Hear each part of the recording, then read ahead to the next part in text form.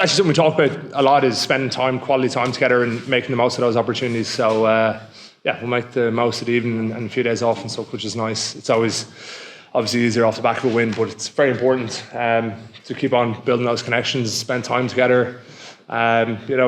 Just be mates. So it's something that we're really, really good at, and something that's enforced by the management, well, not enforced, but encouraged by the management and Faz and the rest of the lads. They want us to have a good time together and enjoy each other's company. So we never refuse it either. So it's important to do. Yeah, it's important to enjoy it. Like, it's a massive time in your lives, and I think when you're enjoying the journey, you're going to perform better too. Yeah, absolutely. Like, it is the greatest. For all the things I've ever done in my career, whether it's Leinster or playing for the Lions stuff, it's the greatest honour to play for your country, and it's definitely something that's not lost to me. I try to relish every moment I'm out there, no matter how blown you are or how tough it is. It's something that comes and goes so quickly, and I've had a lot of gaps in my career where I haven't played. I've been in and out of teams. I've, by my own admission, I've underperformed at times, and you just got to savour them when you get the opportunity and make the most of it. I was talking to Caelan there after the game, and James Ryan asked how many caps I was on. I said 43, and then Caelan's on 37. I think there's about 6 years between us, and it just shows how kind of in and out of being over however many years. So it's something that I just try to make the most of and enjoy when I can. So special moments.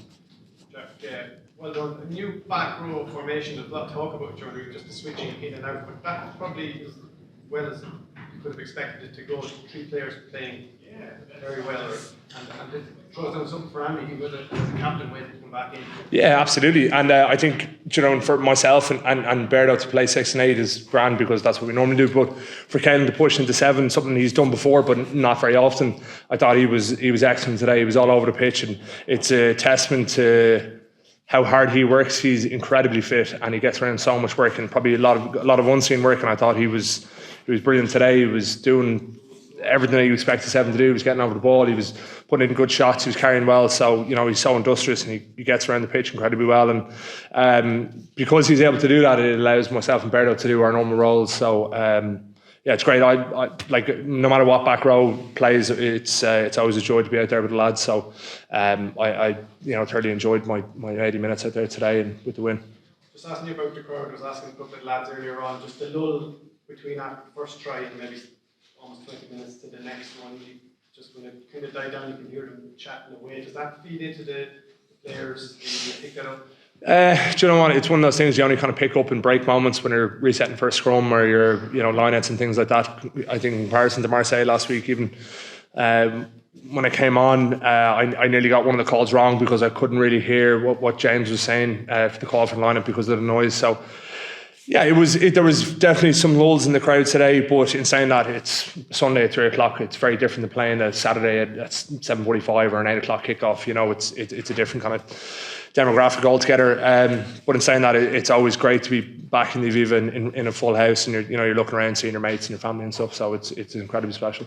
And Hugo kind of kicked the game into life when he tapped that mark, and then the first try came off that, and then I think Ireland won a free kick from a scrum. And this was during the lull. It kind of seemed an opportunity where you could go quick again to lift it, and then obviously it was a decision to scrum it down again. Is that pre-planned, or is someone expecting Craig maybe to go, or did you want to get your hands on the ball there? Considering how successful when Hugo did it. Yeah, I think it's opportunistic, isn't it? So obviously Hugo goes really well.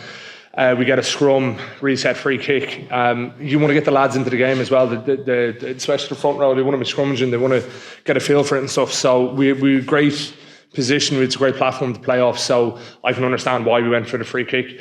Another day, maybe Craig sees something, he taps and goes, or gives it to me, I tap and go myself. But you always back the call that the lads make, and I think we played out well after that, and obviously built to the first try. So all decisions, when they come out on the right side of it, are the right decisions. So I think the lads played it well. Obviously sparked by Hugo and that moment of attacking them, because you saw England and Scotland and France with all that kick and stuff where they were taking so long, and it took all the wind out of the entire game. So for Hugo to go quick there, I think was spot on, and obviously he makes a great break, and we play on from it. So we back ourselves as players through the style.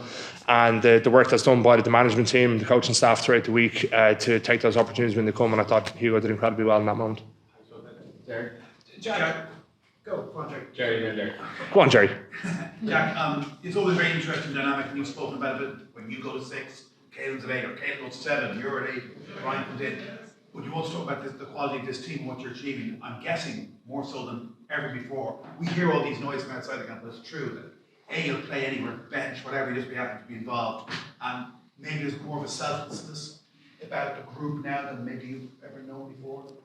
Definitely. You know, the needs of the many outweigh the needs of the few. So it's important to fit in where you're asked to play and you know, do the role that you've been asked to do. So we're very lucky that there's such good men in the group and good quality that no matter what are asked of people, they do it, and there's no complaints. Whether, you know, Faz is coming to you saying, look, you're going to be on the bench this week, you're like, absolutely, I'll do everything I can when I get my opportunity. And whether it's going to be on the bench or starting, as I said during the week, it's about taking those opportunities and making the most of it. So, and that's something that Faz echoed today at half time about the subs coming on and lifting it again, and not just fitting in, but bringing tempo and that bit of individuality about why they're getting picked and to show up when they get the opportunity. So it's an incredibly selfless group, and you do of what your teammates and the coaching staff ask you, and there's just never any complaints. And I think it's one of the reasons why we've been so successful over the last few years, because everyone just wants to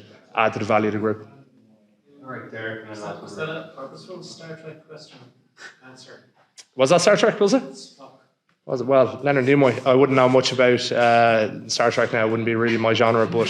What have I just walked into here? One of the best quotes No, I wouldn't. I've never watched any Star Trek. That kind of stuff wouldn't be for me. I thought I was just in the back of the head. Can you just explain to the, say, maybe not the actual purist, that's the biggest weight power ratio engine room, so 4, 5, 6, 7, 8, maybe that Ireland have played, certainly since I'm alive. Is there a feeling of power out there? Was there some kind of or did you know there'd be power?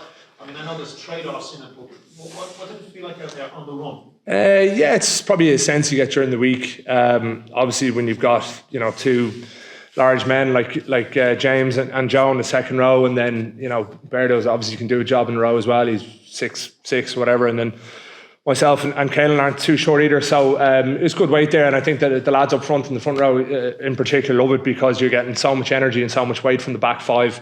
And you know, it's great, because it's probably Ireland teams in the past probably would have said, you know, not the biggest, whatever, and we have to exploit different skill sets and stuff like that. But we definitely have the ability to mix it with some of the biggest teams in the world at this stage, especially with the back five that was on today. Thanks. Last question, Ruth. There is a bit of hype over Ireland, obviously coming in as defending champions, but after 2 rounds now, all the talk is very much Ireland can go on and do this back to back. I know you're very much game focused, but how much do you get excited within the group of what you can achieve here? Is there a cautious excitement, or do you allow yourself to think like that? I don't think there's a cautious excitement. I think there's just expectations within the group of what we do with the moment in front of your face. It's never about, there's no chat of, you know, before this week there was no chat of Wales, Scotland, England, and like that. It was Italy. That was all that mattered to us, and that'll be the case next week. We're, you know, fortunate enough to get a few days off now, rest, recover, come back into camp, and then it'll be all about Wales the week after that, because, you know, it's great. People outside of the building and the environment and the squad, you know, they can have that buzz all they want, but if we don't go out and perform and get the job done in 2 weeks' time against Wales, then, you know, it's we kind of fall flat on our face. So we're not looking at all past that. We're not looking past the moment in front of our faces, and just being present and being the best version of ourselves that we can be in every moment of the game. And look, it doesn't always happen, and there was loads of mistakes today, but I think it's a pretty good starting point where we are at the moment.